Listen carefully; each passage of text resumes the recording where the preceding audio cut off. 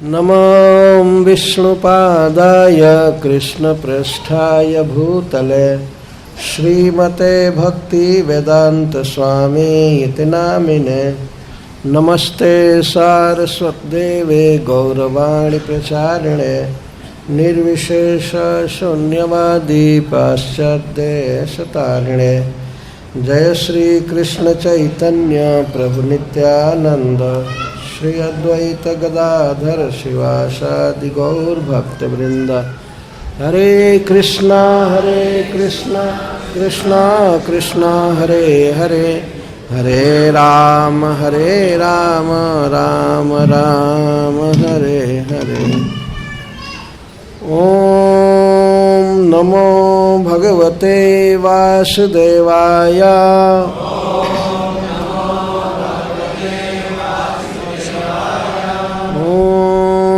नमो भगवते वासुदेवाय।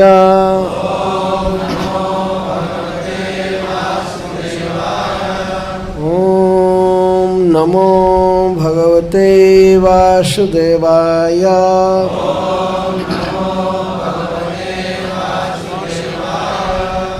हन्ताय मद्रिरबला हरिदास वर्यो।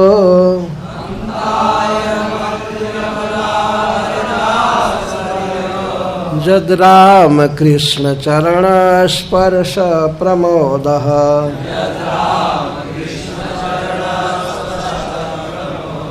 मानं तनोति सहगो गणयोस्तयोर्यत्।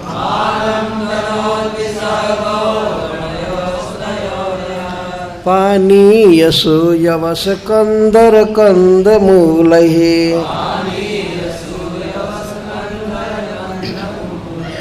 हन्ताय मद्रिरबला हरिदास वर्यो।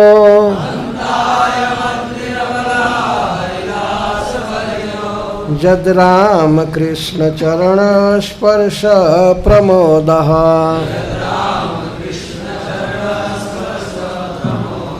मानं तनोति सहगो गणयोस्तयोर्यत्।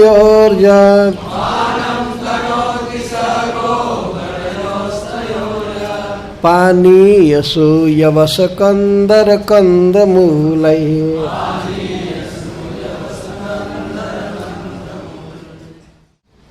हंता। ओहो, कितने आनंद की बात है। अयं यह अद्रिः श्री गोवर्धन अबला हे सखियों। हरिदास वर्जः भगवान विष्णु के सेवकों में सर्वश्रेष्ठ। जद क्योंकि राम कृष्ण चरण, श्री राम और कृष्ण के चरण कमलों के स्पर्श से प्रमोदः प्रकृष्ट आनंद वाला। मानम सत्कार, तनोति विस्तार करता है, देता है। सहगो गणयोः गौओं और गोप सखाओं के साथ। तयोः उन दोनों के, श्री कृष्ण बलराम के। जत क्योंकि पानीय पीने योग्य पदार्थ जैसे मधु और पानी इत्यादि। सुयवसा सुंदर सुंदर घास। कंदर गुफा। कंद कंद मूलहि और मूल द्वारा।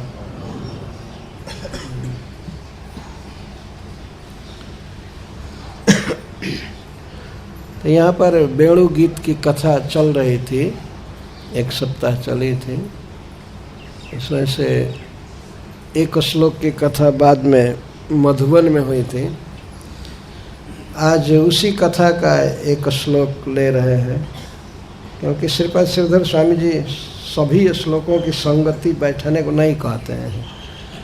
वो कहते हैं कि अलग अलग जुथ का, अलग अलग गोष्ठी में सखियों का कहा हुआ वाक्य है। तो आज श्री गोपीजनों के मुखारविंद से श्री गिरिराज गोवर्धन जी की महिमा का वर्णन किया जा रहा है। हमेशा ध्यान रखना चाहिए कि यह श्लोक श्री गोपीजनों का बोला हुआ है, जिनमें श्री राधा रानी प्रधान है।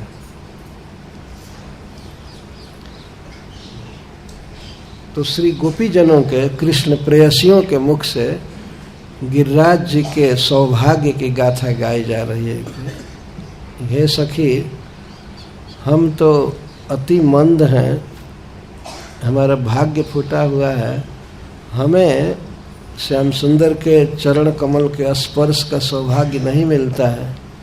लेकिन देखो कितना सुकृति है, धन्याति धन्य है यह पर्वत, जिसे श्री कृष्ण और श्री बलराम के चरण कमल के स्पर्श के कारण सदा आनंद रहता है, सदा प्रमोद रहता है। तो श्रीपाद श्रीधर स्वामी जी लिखते हैं, हंत इति हर्ष, अबला, यहाँ से चालू करेंगे। हे अबलाओं, श्री कृष्ण के मिलन की लालसा से वे व्यग्र हैं और श्री कृष्ण से विरह हो रहा है, नहीं मिल पाती हैं सदा। तो 24 घंटे चाहती हैं कृष्ण के साथ रहें। तो कृष्ण के विरह की भावना से वे कमजोर हो गई हैं। स्तंभ एक विकार है, या अष्ट सात्विक विकार। तो अबला, हे अबला, ऐसा अबला का अर्थ है हे स्त्रियों, हे सखियों। लेकिन यह इसलिए बात कही जा रही है कि हे सखियों, जिसके विरह में तुम लोग इतनी दुबली हो गई हो, उस श्याम सुंदर के संजोग का सदा सौभाग्य मिलता है इस अद्रि को। यह अद्रि का अर्थ पर्वत। तो हंत इति हर्ष, हंत शब्द आनंद में व्यक्त कर रही हूँ। हंत का प्रयोग या तो विस्मय में, या दुख में, या हर्ष में होता है। तो यहाँ आनंद में, खुशी में हंत शब्द निकल रहे हैं। देखो कितने आनंद की बात है। अयम अद्रि, यह नाम नहीं रख रही हैं, यह पर्वत।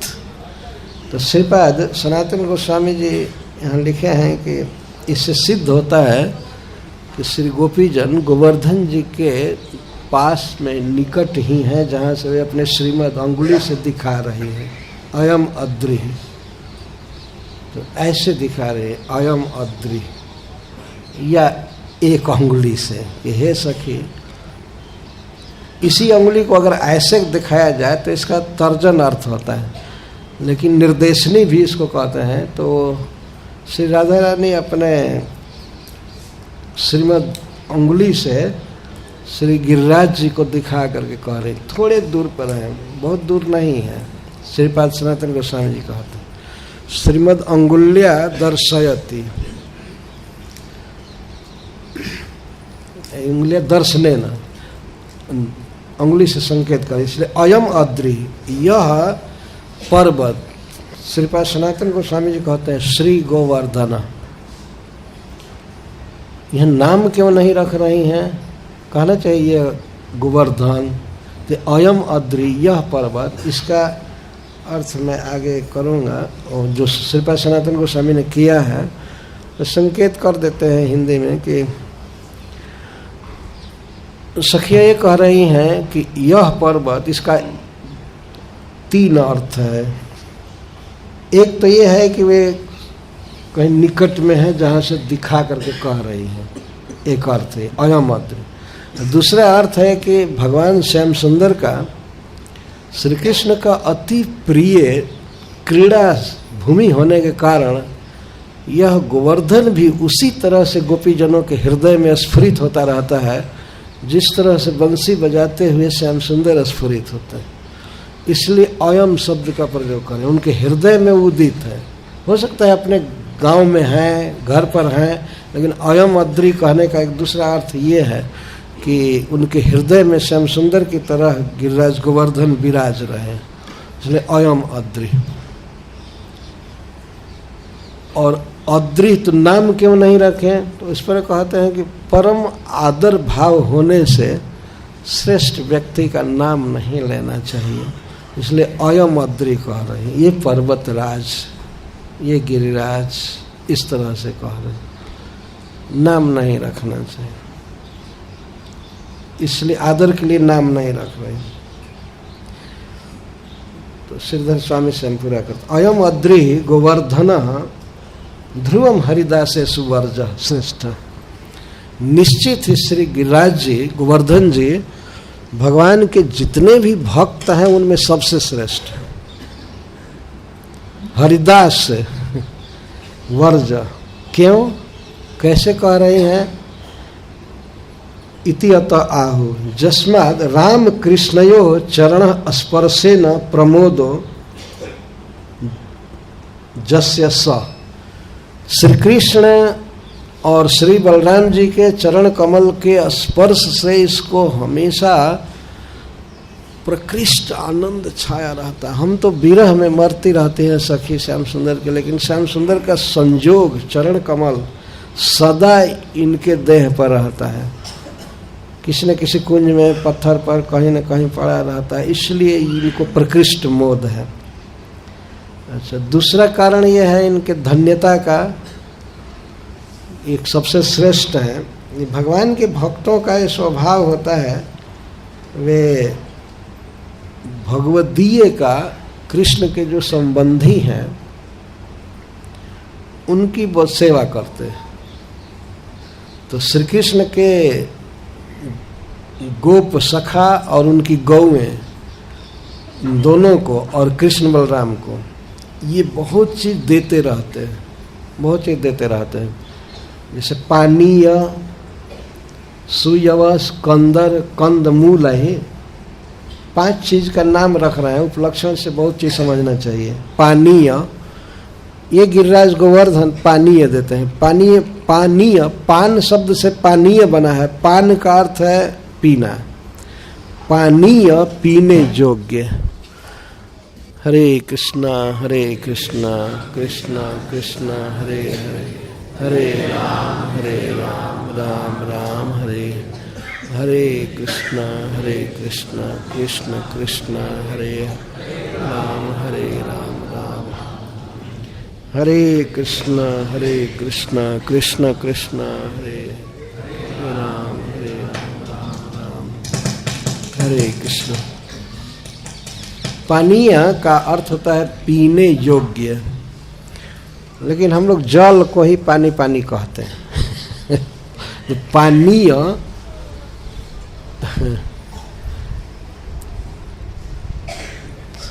पेय जल, वे शुद्ध जल को पेय जल कहते हैं। और बंगला में पानीय सीधा कहते, पानीय जल, पीने योग्य जल। लेकिन पानीय का अर्थ ही है पान करने योग्य, पानीय। तो गिरिराज जी पीने योग्य चीज देते हैं। एक तो मधु देते हैं, वृक्षों से मधु बहुत निकलते हैं, तो मधु देते हैं। किसको देते हैं, यथायोग समझ लेना चाहिए। मधु देते हैं भगवान के सखाओं को, और कृष्ण बलराम के साथ कृष्ण को देते हैं, बलराम जी को देते हैं, और सखाओं को देते हैं। और सुजवस, जवस माने गवत, घास देते हैं। किसको देते हैं, गौओं को। सुजवस का अर्थ है कोमल स्वादिष्ट घास देते हैं, जो शारीरिक बल बढ़ाता है घास, और इसके साथ साथ दुग्ध संपादकानी, दूध को बढ़ाता है। गौओं के दूध को जो बढ़ावे और उनके शक्ति का वर्धन करे, उसको सुजवस। जवस का अर्थ होता है तृण, घास, और सु का अर्थ सुष्ठु, अच्छा। बहुत अच्छा घास देते हैं। कंदर कंदमूलहीन और कंदर गुफा देते हैं, जिससे बच्चे खेलते हैं, छिपते हैं। यही गिरिराज जी हैं जो श्री गोपी जनों को भी अवसर देते हैं प्रियतम श्याम सुंदर से मिलने के लिए गुफा में, और सखाओं के साथ तो वे छिपते हैं, लुका छिपी का खेल करते हैं। तो बताइए, जिसके हृदय में साक्षात भगवान विराजते हैं और छू रहे हैं, वो पत्थरों को छूते होंगे, इधर छिपते होंगे, जिसके अंक में कृष्ण छिपते हैं या सोते हैं। और गुफा से यहाँ तात्पर्य है कि उस गुफा के भीतर खूब सुंदर भवन का आकार गिरिराज जी बनाए हैं, और उसमें बहुत सुंदर रत्न का बना हुआ पर्यंक भी रहता है कृष्ण के विश्राम के लिए और श्री राधा रानी के विश्राम के लिए भी, और सखाओं के जथाजथ समझ लेना चाहिए अलग अलग सख्य लीला माधुर्य लीला में। और अनेक गुफाएं हैं, गुफाओं में पर्यंक बिछा हुआ है, बहुत सुंदर आस्तरण कोमल गद्दा है, इसके साथ साथ चामर व्यंजन और कई प्रकार की खाने की चीज़ें और आदर्श शीशा श्रृंगार की जो भी सामग्रियां हैं गिरिराज जी प्रस्तुत कर देते। गुफा का अर्थ केवल ऐसे बस अंधकार से भरा हुआ एक पत्थर विशेष नहीं है, तो गुहा। और कंद मूल ही, कंद और मूल एक इसमें अवान्तर भेद है। अवान्तर भेद का अर्थ होता है जैसे कोई एक ही जाति का हो लेकिन उसमें थोड़ा सा अंतर हो जाता है। समानांतर भेद नहीं है। समानांतर भेद का मतलब होता है कि बहुत ज्यादा शुरू से ही भेद है। कंद और मूल, कभी कभी मूल को भी कंद कह देते हैं, कंद को भी मूल कह देते हैं। जो जमीन में बैठता है इसको गिरिराज जी देते हैं। तो कंद तो प्रसिद्ध है, और मूल अनेक प्रकार के औषधियों के वृक्षों के मूल होते हैं जो खाने पर एक तो आरोग्य करते हैं, कठिन से कठिन रोग दूर हो जाते हैं, हर्ब्स देते हैं, वो तो मूल है। और भोजन भी, केवल औषधि नहीं, भोजन होता है उसे कंद मूल से। इस तरह से गिरिराज जी देते हैं। अब जथा जोग समझ लेना चाहिए सबको। ये सखाओं को देते हैं, और गौओं को तो घास और पत्ता यह पसंद पड़ता है, तो उनको ये चीज़ देते रहते हैं। इसलिए ये धन्याति धन्य है सखी गिरिराज गोवर्धन। हे अबला अयम अद्रिहि पर्वतः श्री गोवर्धन हरिदास वर्ज। भगवान को यहाँ हरि क्यों कहा गया? यहाँ हरि का अर्थ श्री विष्णु या श्री कृष्ण दोनों ही हैं। भक्तों को इन बातों को समझ लेना चाहिए। किसी किसी को शंका होगी कि क्या गोपी जन भगवान कृष्ण के भक्तों में श्रेष्ठ उनको कह रही हैं?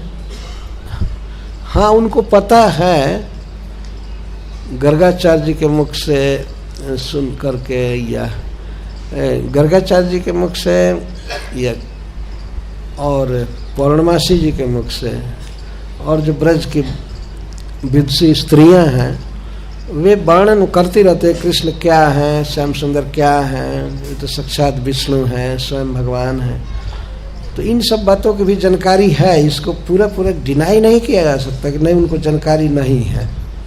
उनके वक्तव्य से रासलीला आदि में पता चलता है कि गोपियों ने पूरा पूरा समझा है कि श्याम सुंदर क्या है। वे कोई एक मनुष्य के लड़के हैं सुंदर, इतना ही नहीं है। जैसा आप लोग गोपी गीत के चौथे श्लोक में पढ़ते हैं, नखलु गोपिका नंदनो भवा नखिल देहि नाम अंतरात्मत्रिक विखन सारथि तो विश्व गुप्त सखौ देवान सात्वताम कुले। हे सखे, आप केवल जसोदा नंदन ही नहीं हैं, आप समस्त प्राणियों के हृदय के अंतरात्मा के साक्षी हैं। और इस विश्व के सबसे बड़े व्यक्ति ब्रह्मा जी ने आपसे अवतार के लिए प्रार्थना किया है, तो आप उनकी प्रार्थना मान करके विश्व का दुख दूर करने के लिए सातोत वंश में जन्म लिए। तो जानकारी है। तो हरि कहते हैं जो पाप को, दुख को और चित्त को, पापम दुखम चित्तम च जथा जथम हरति स हरि। जो हरे वो हरि हरि है। तो भगवान विष्णु को या श्री कृष्ण को हरि क्यों कहते हैं? क्योंकि ये हरते हैं। ऐसे बहुत बहुत चीज हरते हैं, हरण करते हैं, लेकिन 3 चीज हरते हैं। एक तो पाप, अनेक जन्मार्जित पाप चौरम, यह श्री कृष्ण का स्वभाव है। जैसे सूर्य का स्वभाव है अंधकार को नष्ट कर देना, कि स्वभाव अपनी सत्ता है। सूर्य कोई टार्च नहीं जलाता है या प्रयास नहीं करता है कि अंधकार को भगाया जाए, वो जहां आएगा भाग जाएगा। अगर सूर्य आया तो अंधकार को जाना ही है, इसको सूर्य का स्वभाव कहते हैं। श्री कृष्ण का ये स्वभाव है, उनसे या उनसे संबंधित किसी वस्तु से संपर्क किया जाए तो वे पाप का विनाश कर देते हैं। पापम हरति स हरि, दुखम हरति स हरि। और पाप के कारण ही दुख होता है। किसी पर किसी प्रकार का संकट आ गया है, चाहे मानसिक संकट हो, शारीरिक संकट हो, पारिवारिक हो या बाहरी समाज में कोई विघटन हो, कुछ भी हो, सारे दुख को वे हर लेते हैं। अपने आश्रित मात्र के, और आश्रित का क्या अर्थ? उनके नाम का उच्चारण करने पर भी, उनको प्रणाम करने पर भी भक्त के दुख का हरण कर लेते, किसी के भी दुख का हरण कर लेते, तो उनको हरि कहते हैं। और एक और श्रीपाद सनातन गोस्वामी जी लिखते हैं, चित्तम हरति इति हरि, और चित्त हर लेते हैं, उनको हरि कहते हैं। इतना सुंदर है और इतना सुंदर बांसुरी बजाते हैं। उनका कपड़ा, उनका श्री विग्रह, उनकी मुस्कान, उनकी लीलाएं, उनकी चाल, उनका चितवन इतना माधक है, इतना आकर्षक है कि वे किसी को भी, यहाँ तक कि आत्मा राम मुनियों के भी चित्त को हर लेते। और की तो बात ही क्या है। फिर वे स्त्रियों के चित्त को हर लें, ये तो आश्चर्य की बात क्या है। सबके चित्त को हर लेते हैं। तो पापम दुखम चित्तम जथा जथम हरति स हरि। जथा जथम यहाँ लगाया गया है, समझ लेना चाहिए। अगर कोई दुखी है तो उसका दुख हर लेते हैं। अगर बहुत बड़ा पापी है तो केवल कृष्ण को एक बार प्रणाम करे या नाम उच्चारण करे, उसके अनेकों जन्मों का पाप हर लेते हैं। और यदि वह श्री कृष्ण का प्रेमी है, गोपियां अपने भावों का छिपा करके बोल रहे हैं, यदि वो कृष्ण से प्रेम करता है तो उसके चित्त को हर लेते हैं। मतलब हम लोगों के चित्त को हरे हैं गोपियों के कहने का अर्थ है। तो इसलिए वो हरि है। उन्हीं के स्वभाव जैसा, हरि के स्वभाव जैसा ही जिनका स्वभाव होता है, जो उनके शरण में रहते हैं, उनको हरिदास कहते हैं। तो हरि के स्वभाव को धारण किए हुए हैं। हरि जैसा स्वभाव है तो वे भी पाप को हरते हैं, वे भी दुख को हरते हैं और वो भी चित्त को हरते हैं। भगवान हरि के जो दास हैं, और सेवा आदि तो बाद में आया ही हुआ है। ऐसे श्री कृष्ण के जो दास हैं, श्री विष्णु के दास हैं, उन दासों में हे अबलाओं, इस संपूर्ण ब्रह्मांड में यह पर्वत ही सबसे श्रेष्ठ दास है। हरिदास सबसे बड़ा। तो श्रीमद् भागवतम में 3 हरिदास की चर्चा है। एक श्री युधिष्ठिर महाराज, श्री उद्धव जी और श्री गोवर्धन। तो हरिदासस्य राजर्षे राजसूय महोदयम, तो सुखदेव गोस्वामी कहते हैं वहां पर कि महाराज युधिष्ठिर भगवान श्री कृष्ण के भक्तों में सबसे भक्त हैं, भगवान श्री कृष्ण के भक्त हैं, इसलिए उन्होंने राजसूय यज्ञ सफल कर लिया भगवान की कृपा से। तो हरि की कृपा से हरिदास युधिष्ठिर महाराज यज्ञ संपन्न किया और उनका यश तीनों लोकों में फैल गया, उन्हें हरिदास कहा गया। और उद्धव जी के लिए कहा गया कि भगवान श्री कृष्ण का स्मरण कराते हुए हरिदास उद्धव जी कई महीने ब्रज में रहे, गोपी जनों को भगवान की लीलाएं सुनाया करते थे, उनका दुख हरते थे। तो ये दो हरिदास हैं। तो तीन हरिदास की चर्चा है, एक श्री गोवर्धन, लेकिन तीनों में वैसे हरिदास तो अनंत हैं, जैसे श्री नारद जी आदि, ये सब अनंत अनंत हरिदास हैं। और समस्त हरिदासों में तीन मुख्य हैं और तीन में श्री गोवर्धन जी वर्ज श्रेष्ठ। तो श्री उद्धव जी और युधिष्ठिर महाराज को संबंध करके विश्वनाथ चक्रवर्ती ठाकुर कहते हैं कि समस्त हरिदासों में तीन श्रेष्ठ हैं, युधिष्ठिर, उद्धव और श्री गोवर्धन। तो इन तीनों में भी सबसे श्रेष्ठ गोवर्धन, हरिदास वर्ज। जगतः अशेषम पापम दुखम चित्तम च जथा जथम हरति इति हरि तद अधिष्ठाता देव शास्त्रे लोके च प्रसिद्ध तत्स्वभाविकेषु तस्य दासेषु श्रेष्ठ। हरिदास, हरि, भगवान ने श्री विष्णु को हरि कहते हैं और श्री कृष्ण को भी हरि कहते ही हैं, ये तो प्रसिद्ध बात है।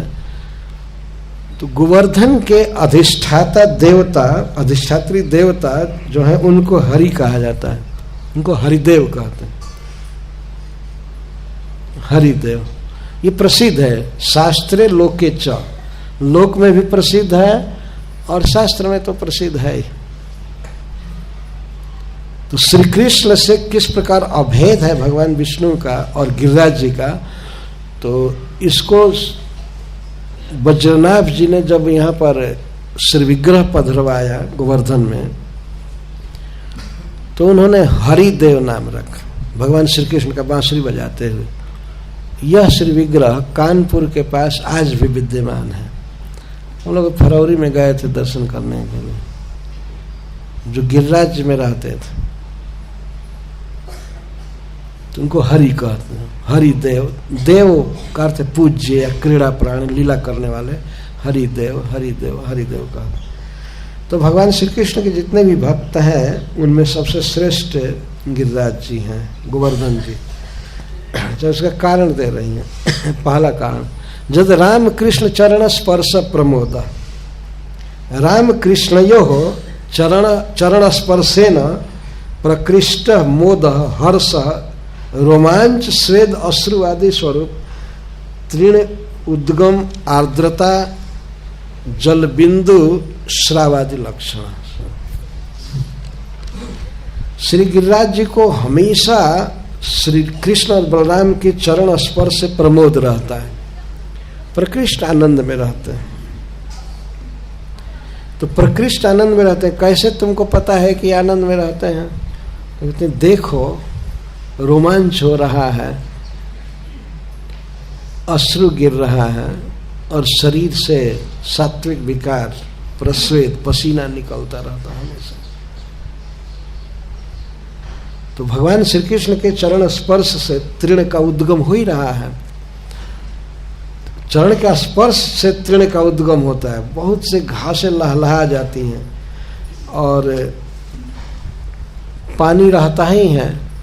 वैसे शिला पर बिना वर्षा के भी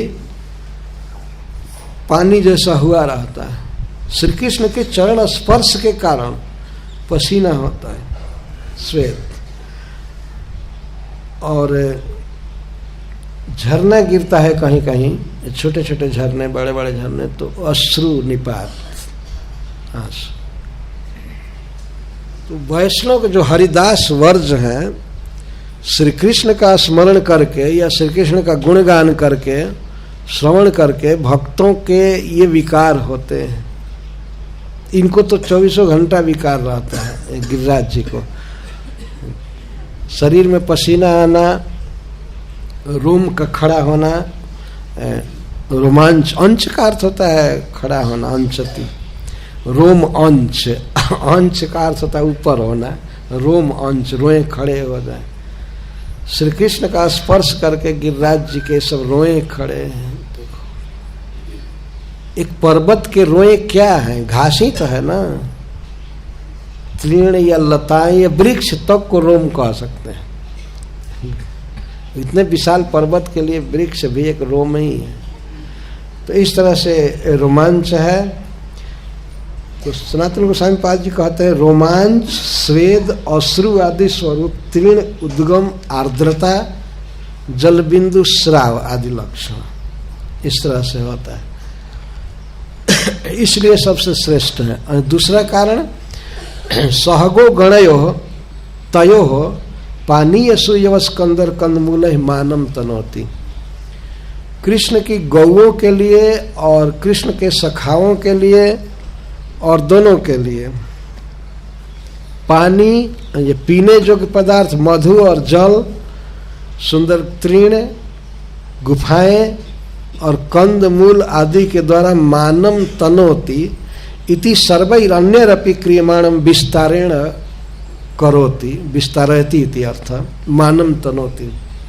अधिकाधिक गौओं के लिए, सखाओं के लिए, कृष्ण बलराम के लिए ये देते रहते हैं इन सब वस्तुओं का अनेक प्रकार से श्रृंगार करके। खूब सुंदर फर्स्ट क्लास की घास और गुफा, जिस गुफा में एक भी कंटक नहीं, एक भी सांप नहीं, बिच्छू नहीं,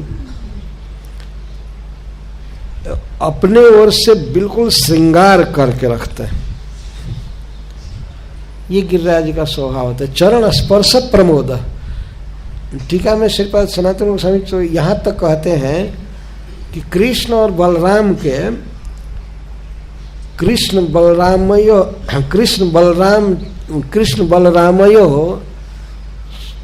चरणयो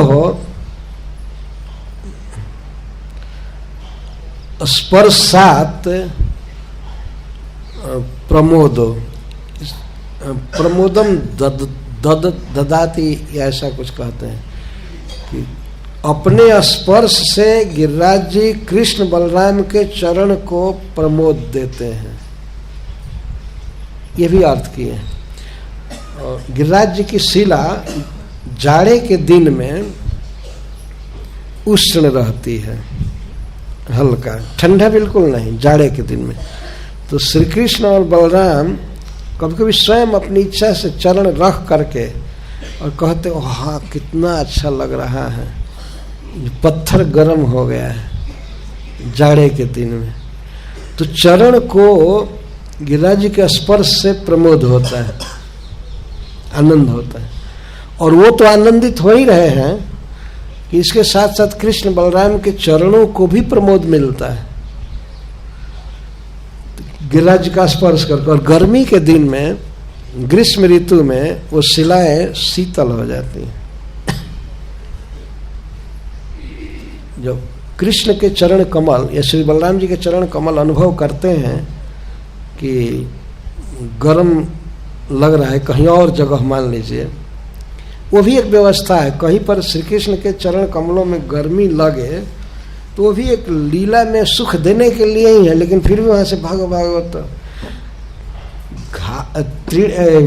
कहीं धूली से भाग करके और पत्थर पर आ करके चरण रखते हैं। लेकिन पत्थर और तप्त होता है ना। लेकिन गिरिराज जी ऐसे रहते हैं कि शीतलता देते हैं और जाड़े के दिन में गर्मी देते हैं। तो श्री कृष्ण जब गुफाओं में जाते हैं तो अपने हाथ से गुफाओं का स्पर्श करते हैं, देखते हैं, छिपते हैं। तो यह चरण से तात्पर्य सर्वांग श्री विग्रह से भी है। कोई इतना ही नहीं कि केवल चरण, क्योंकि वो सोते हैं गिरिराज जी की गुफाओं में, पर्वत पर बैठते हैं, लेटते हैं, तो उनके सर्वांग श्री विग्रह का स्पर्श होता है। इसलिए गिरिराज जी सबसे श्रेष्ठ हैं भगवान के भक्तों में। और वास्तव में गिरिराज जी केवल भक्त ही नहीं है, ये तो साक्षात भगवान है। ये सब उपाख्यान है और सभी लोगों ने माना है। गिरिराज जी स्वयं श्री कृष्ण हैं और श्री कृष्ण के भक्त भी हैं। एक अद्भुत बात है, कहीं में दोनों हैं। भक्त है, श्री गोपी जन यहाँ उनको भक्तों में सर्वश्रेष्ठ कह रहे हैं। अथवा एक अर्थ ये भी है कि भगवान हरि के जितने दास हैं सबके द्वारा ये वर्णीय है, इन्हीं का वर्ण करना चाहिए। तो मतलब ये स्वयं भगवान है, ये अर्थ हुआ। हरिदास ही वर्ज, जितने भी भगवान के दास हैं उनके द्वारा वर्ज का अर्थ वर्ण करने योग्य, सेव्य, आराध्य श्री गिरिराज जी,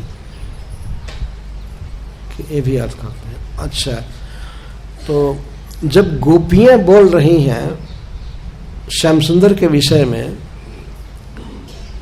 तो जैसे अक्षणवताम फलमिदम न परम विदाम पहला श्लोक था, तो उसमें श्री बलराम जी का साथ में वर्णन कर रही हैं। तो श्रीपाद जीव गोस्वामी जी वहाँ लिखते हैं कि अपने भाव का गोपन करने के लिए श्री बलराम जी का नाम रख रही हैं, हमेशा सहचर्य दिखा रही हैं, बातचीत कर रही हैं, कोई ये न जाने कि कृष्ण के प्रति इसका स्पेशल अटैचमेंट है। सामान्य वर्णन जैसे सभी लोग प्रसन्न होते हैं कृष्ण बलराम से, गोवर्धन से, वैसे हम लोग भी हैं, तो कोई कटाक्ष न कर सके, क्योंकि कई लोग रहते हैं, तो इसलिए श्री बलराम जी का नाम रख रही हैं। अर्थांतर एक अन्य अर्थ से, लेकिन वास्तविक अर्थ क्या है? राम कृष्ण चरण स्पर्श प्रमोदा।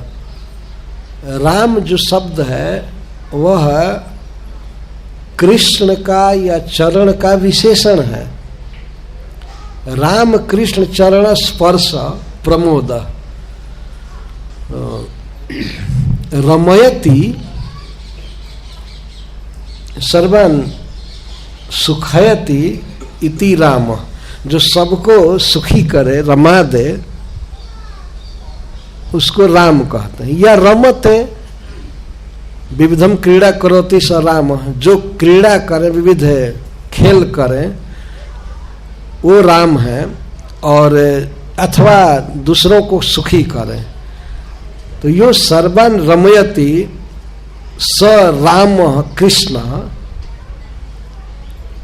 जो सबको क्रीड़ा करते, सबको सुखी करते हैं, ऐसे कृष्ण के चरण के स्पर्श से गिरिराज जी आनंद में रहते हैं। यह चरण का विशेषण लाएंगे तो यौ रामौ कृष्ण चरणौ, यौ रामौ यौ कृष्ण चरणौ ताभ्याम स्पर्शेन प्रकृष्ट मोदो जससा।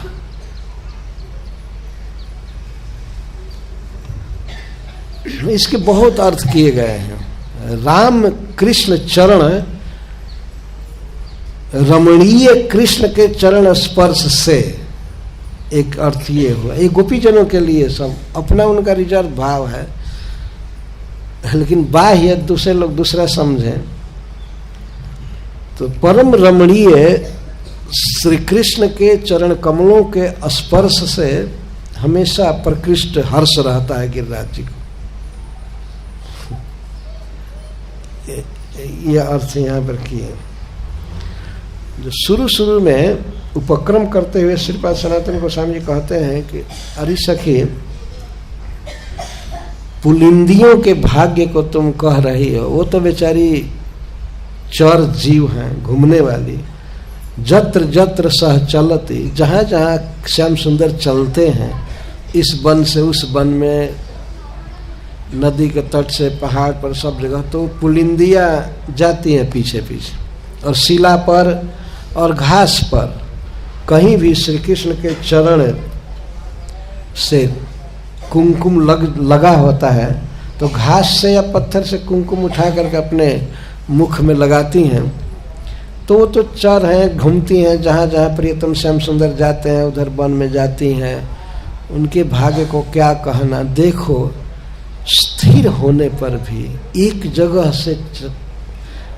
से दूसरी जगह नहीं जाने वाले होकर भी, स्थिर होकर के भी गिरिराज जी का भाग्य देखो। उनको तो इसके पहले पुलिंदियों के भाग्य की सराहना की गई। पूर्णा पुलिंद उर्गाय पदाब्ज राग श्री कुंकुमेन दैतास्त्र मंडितेन। इसी पर कहता अहो जत्र जत्र कृष्ण प्रयाति तत्र तत्र प्रयाण समर्था नाम पुलिंदी नाम आसाम भाग्यम दूरे अस्तु स्थिरो अयम श्री गोवर्धन परम भाग्यवान धन्यति धन्य इत्याहु हंत इति। स्थिर होने पर भी, एक जगह रहने पर भी श्री गोवर्धन परम भाग्यवान है। अयमिति तदानीम श्री गोवर्धनांतिके व तासम निवासेन साक्षात अंगुल्य दर्शनात्। ये तुम्हें पहले कह चुका है। अयम शब्द का अर्थ जद्वा श्रीकृष्ण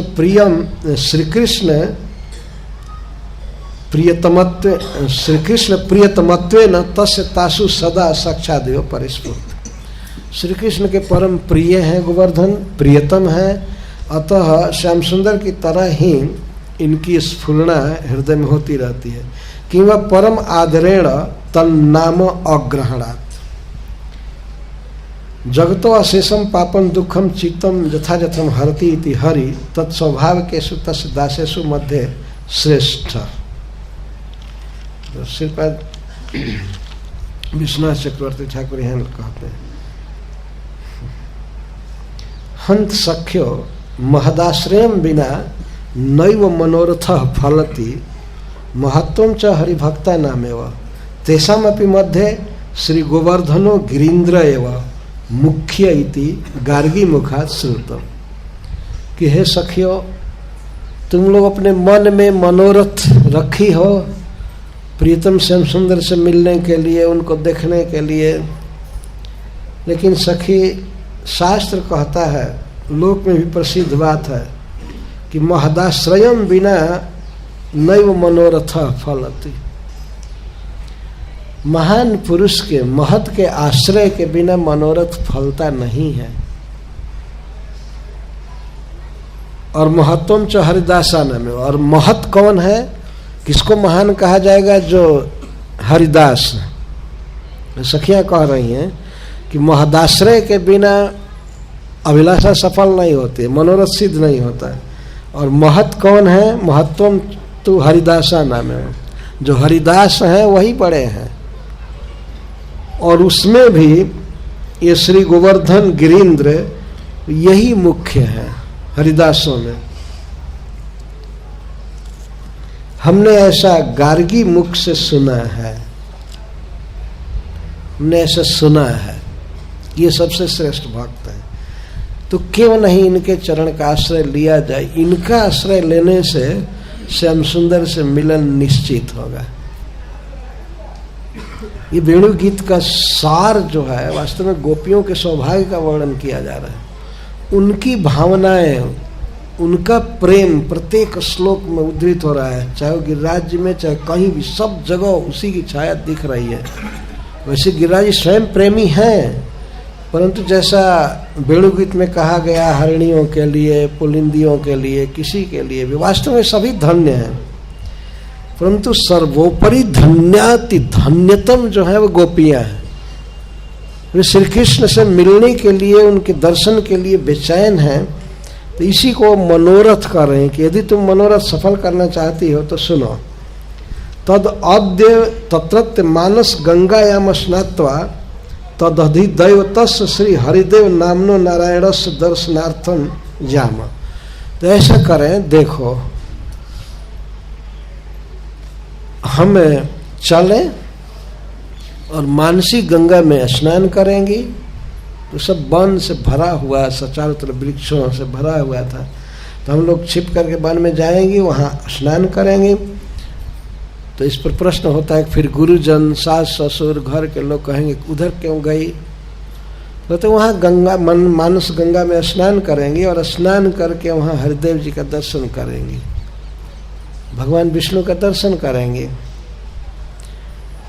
और जब दर्शन करने जाएंगे तो ये कहेंगे कि हम अपने परिवार के सुख स्वाच्छंद्य के लिए, पति को निरोग रखने के लिए भगवान से विनय करने गई थी। गोपियाँ तो कह सकते हैं कि अब भगवान का दर्शन करने गई थी, विष्णु भगवान का, और परिवार के कुशलता की याचना करने। तो इसके लिए अगर लोग सुनेंगे कि हरिदेव जी का दर्शन करने गई थी, तो परिवार के लोगों को भी इसमें कोई भी प्रपत्ति नहीं होगी, कोई आपत्ति नहीं होगी। और गिरिराज जी का दर्शन करेंगी और उनके चरणों में प्रणाम करेंगी तो निश्चित ही हमारा मनोरथ सफल होगा। और वही श्याम सुंदर रहते ही हैं। तो इसलिए हरिदेव जी के दर्शन और गंगा जी में स्नान का बहाना करके चल, तीर्थ में जा रहे हैं, गंगा जी में स्नान करेंगे, भगवान का दर्शन करेंगे, और गोवर्धन की घाटी में शिखर पर जहाँ तहाँ कुंज में ही श्याम सुंदर होंगे। तो गिरिराज जी के आशीर्वाद से हमारा मनोरथ सफल होगा। यही कारण है, विश्वनाथ चक्रवर्ती ठाकुर कह रहे हैं कि आखिर गिरिराज जी की महिमा जो कुछ भी कह रही है तो हरिदास के रूप में क्यों कह रही है? इसीलिए कि इनके आशीर्वाद से हमारा मनोरथ सफल होगा। तो महदाश्रयम बिना मनोरथ नहीं फलती, मनोरथ फलता नहीं। महदाश्रय भगवान के भक्तों के आशीर्वाद के बिना, और भक्तों में सबसे श्रेष्ठ गोवर्धन जी, इसलिए वहां चलो। वैसे तो व्याख्या बहुत है, पढ़ने में देर होगी। ये रामकृष्ण चरण स्पर्श पर श्री जीव गोस्वामी पाद जी, सनातन गोस्वामी पाद जी बहुत लिख रहे हैं। जरा हम यहाँ पर पढ़ना चाहते हैं।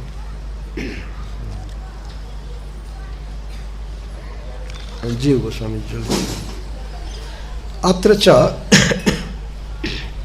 अक्षणवताम इति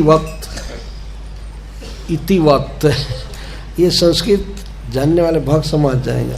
अक्षणवताम, अत्र अक्षणवताम इति वक्त अवहित्याम अपि अर्थांतर व्यक्तिर्यथा रामो नील चारुशीते त्रिषु इति अमर कोशा। राम शब्द का अर्थ क्या है? राम शब्द के कई अर्थ किए गए हैं, उसमें अमर कोश में ये भी है। 3 अर्थों में राम शब्द का प्रयोग होता है, नील, चारु और शीत, त्रिशु, 3 में प्रयोग होता है। तो राम शब्द का यहाँ अर्थ चारु शब्द से अर्थ, चारु का अर्थ है सुंदर, रमणीय। तो जो कृष्ण अति सुंदर हैं तो इसलिए उनको राम कृष्ण कहेंगे। कृष्ण शब्द का ही विशेषण है राम, गोपियों का अपना अर्थ है। तो रामो रमणीयो यह कृष्ण तस्य चरणयो स्पर्शेन प्रमोदो जस्य स। और तयो हो फिर कैसे बैठाएंगे, उधर जो आया है तो रामकृष्ण के लिए तयो है। तो तयो का अर्थ श्रीपाद सनातन गोस्वामी कहते हैं चरणयो, चरण अथवा गोगणयो। तयो गोगण के लिए, गौओं के लिए और गोपों के लिए तयो शब्द का प्रयोग है इस अर्थ के अनुसार। तो रामो रमणीयो यह कृष्ण तस्य चरणयो स्पर्शेन प्रमोदो जस्य स। तो तयो चरणयो जद्वा तादृश कृष्ण चरणयो, तयो चरण माने ऐसे चरणों के, तादृश चरणयो स्पर्श प्रमोदो जस्मात्, स्पर्श तादृश चरण कृष्ण चरणयो स्पर्श प्रमोदो।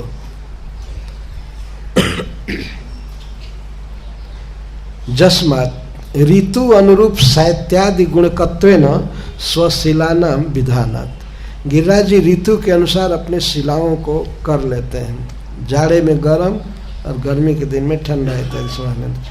जद्वा रामम क्रीड़ा रूपम श्री कृष्णस्य चरणम आचरणम तस् स्पर्शेन स्पर्शनेन दानेन प्रमोदो जैसे सा। चरण का एक अर्थ श्रीपाद जीव गोस्वामी जी करते हैं, सनातन गोस्वामी पाद जी भी वही अर्थ किए। चरण का अर्थ है आचरण और आचरण का अर्थ है लीला। रमणीय कृष्ण के लीलाओं से गिरिराज जी को बहुत प्रमोद रहता है। और स्पर्शन का अर्थ होता है दान। चरण का अर्थ है आचरण लीला और स्पर्श का अर्थ है स्पर्शन दाने न दान, अपनी लीलाओं के दान द्वारा। गिरिराज जी में श्री कृष्ण अनेक लीलाएं करते हैं, तो रमणीय कृष्ण के चरण स्पर्श मतलब लीला दान द्वारा इनको प्रकृष्ट हर्ष रहता है। गिरिराज जी लीला होते श्री गोपी जनों के साथ भी भगवान जैसे दही का टैक्स मांगना, कर मांगना दान घाटी में, उधर से बरसाने की तरफ से श्री गोपी जन आती हैं, तो श्याम सुंदर अपने सखाओं के साथ वहाँ पर टोल टैक्स लेते हैं। वो क्या टैक्स है, इनकी कौन बपौती है, राज्य है, लेकिन फिर भी कहते यहाँ दान लगेगा, यहाँ देना पड़ेगा। और वैसे तो भक्तों ने बहुत बहुत भाव लिखा है, गोरस का दान मांग। गोरस का ही है, जैसे दूध है भी गोरस है, दही भी गोरस है। गोरस में गाय का रस गाय जो रस देती है उसको गोरस कहते हैं। घी भी गोरस है, छाछ भी गोरस है। इसके साथ ही साथ गोरस के अर्थ जो हमारे आचार्यों ने भी किया है, श्री कृष्ण चाहते हैं दर्शन श्री प्रिया जी का, आंखों के लिए रस चाहते हैं। गो माने इंद्रियों का रस चाहिए। तो उनकी बात देखना, उनकी गाली सुनना या उनका स्पर्श करना, या वे श्री कृष्ण का स्पर्श करना चाहती हैं, उनको देखना चाहती हैं, से बोलना, यह इतनी आनंदमय लीला है, खास करके दान मांगने की। और इसको गिरिराज जी की घाटियों में, गुफाओं में इधर उधर छेकना, हम दही दान ले करके रहेंगे, हम भूखे हैं यहाँ इतने दिन से और वो भी हम बहुत पुण्य कर्म कर रहे हैं, गोचारण कर रहे हैं, इतना पवित्र काम कर रहे हैं, और गौओं का ही रस लेकर के तुम लोग जा रही हो। हम लोग दिन भर गाय चराते हैं, क्या यह अधिकार नहीं है इनको लेने का? तो जो झकझोरना है, आपस में छीना झपटी है बाह पकड़ करके, और मटकी पकड़ना, बाह पकड़ना, वास्तव में वो गाय का जो रस है वो भी तो प्रेममय है ही, परंतु उसको खाने की, उसको पीने की वो लालसा नहीं है उतनी। उसके बहाने से जो आपस में वाद विवाद है, झकझोरना है, अंग परसना है, यही सबसे बड़ा सुख है और इतना आनंदमय है। ये एक बार की बात है, श्रील रघुनाथ दास गोस्वामी भगवान के विरह भाव से इतने दग्ध थे कि लगता था कि प्राण छूट जाएगा, प्राण छूट जाएगा विरह की भावना करके। तो श्रील रूप गोस्वामी पाद ने एक ग्रंथ लिखा, दान केली कौमुदी, जिसमें दान लेने की लीला है गोवर्धन जी में। और उस लीला में इतना संगम, इस प्रकार की बातें दिखाई गई हैं कि विरह का तो कोई प्रश्न ही नहीं है, बिल्कुल मिलन हो रहा है, छीना झपटी, या इसके साथ साथ अंतरंग विहार, होली लीला या झूलन लीला। गिरिराज जी के घाटियों में, पहाड़ में झूलन लीला हो रही है, और कई कई प्रकार की लीला, होली लीला, वन विहार, लुका छिपी का खेल, और श्रृंगार, फूलों से श्रृंगार करना श्री कृष्ण का, प्रियतम का। तो इस तरह से प्रिया जी का जब मिलन देख सुना तो उनका विरह भाव समाप्त हो गया। ऐसा होने लगा कि मैं तो बिल्कुल संजोग में ही हूँ, गोपियों के साथ विरह हुआ ही नहीं, इतनी आनंदमय लीला है। तो ये गिरिराज जी में ही संपन्न होती रहती है।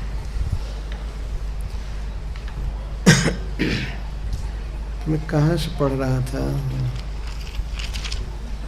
जीव गोस्वामी का पढ़ रहा था, तो वही अर्थ कर रहा था। जद्वा रामम क्रीड़ा रूपम जत श्री कृष्ण से चरणम आचरणम तस्य स्पर्श ने न दाने न प्रमोदो जस्य स। तो श्री गिरिराज जी को ऐसा नहीं है कि श्री कृष्ण के और श्री बलराम जी के ही चरण कमल का स्पर्श प्राप्त है, श्री गोपी जनों के, श्री सखाओं के, और इसके साथ ही साथ श्री कृष्ण की जो सेंट्रल लीला है, सब महत्वपूर्ण सारी लीलाएं जो हुई हैं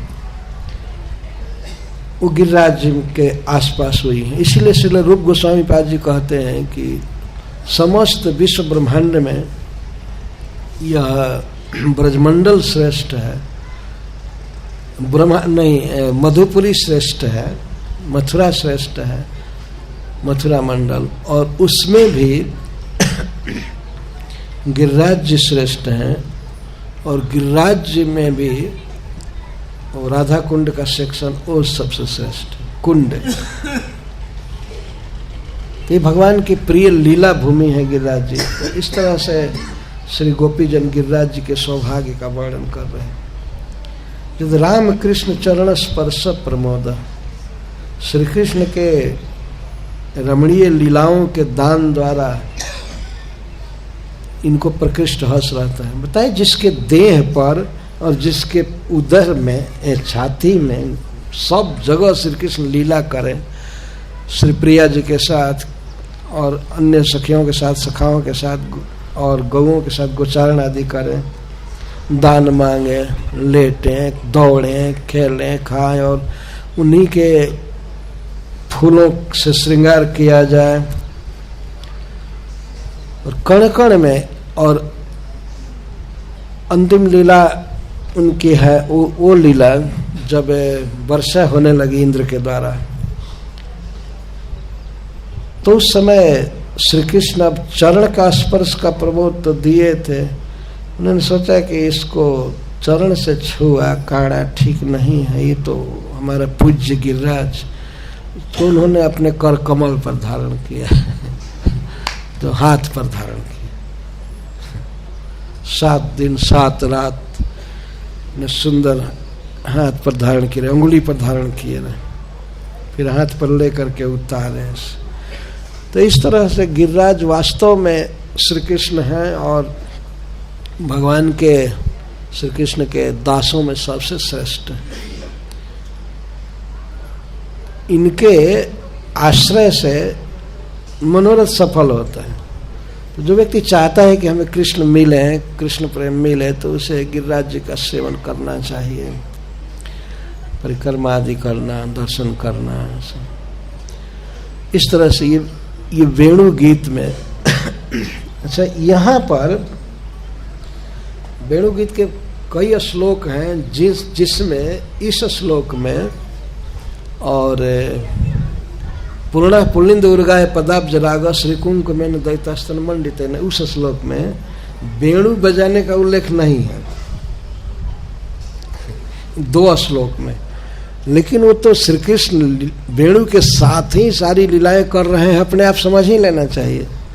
गिरिराज जी के विषय में वर्णन करना भी वेणु गीत है, पुलिंदियों के सौभाग्य का वर्णन करना भी वेणु गीत है। वेणु गीत वास्तव में क्या है इसका किसी को पता नहीं है।